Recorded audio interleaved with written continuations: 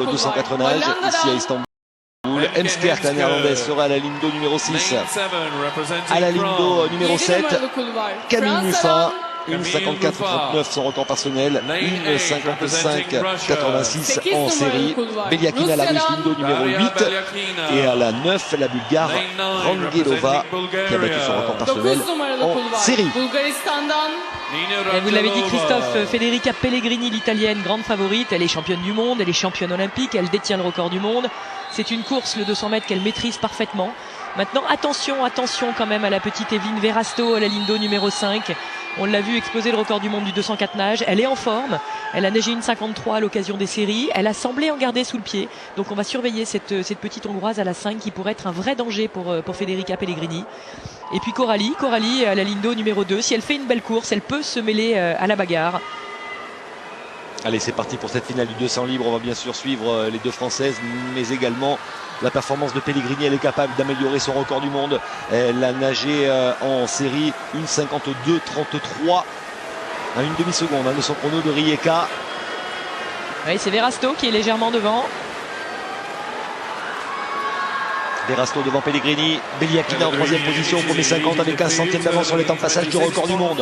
Et Coralie est dans le coup, là, elle est en quatrième, cinquième position. Verasto, elle est partie ouais, à fond. Après, on va attendre le retour de Pellegrini dans le deuxième 100 mètres. Là, elle respire dans cette longueur-là, elle respire toujours du côté droit. Donc Pellegrini, elle respire là du côté des Verasto, elle la surveille. Le premier 100, et ça passe vite, ça passe très vite. L'italienne qui est devant avec 56 centièmes d'avance. Elle a fait la différence légèrement dans la coulée. Pellegrini juste après le 100 mètres. Coralie Balbini n'est pas dans le coup. Camille Muffin en revanche est en 4-5e position à la ligne d'eau numéro 7.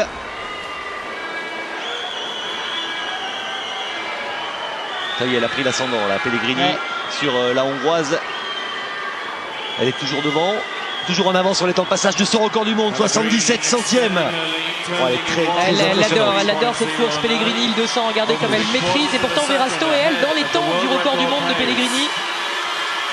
Quelle fréquence de bras italienne, c'est quand même très impressionnant. Et là, elle est à la lutte avec elle-même contre son chronomètre réalisé à Rijeka il y a un an en Croatie.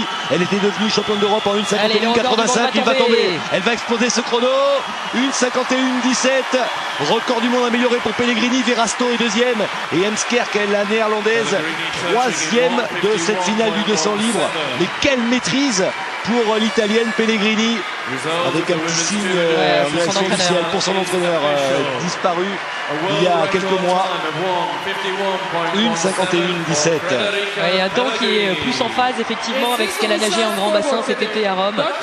On l'avait vu nager tellement vite en grand bassin, exploser le record du monde, que c'est logique qu'elle fasse la même chose ici en petit bain. Camille Muffin, 6e de cette finale.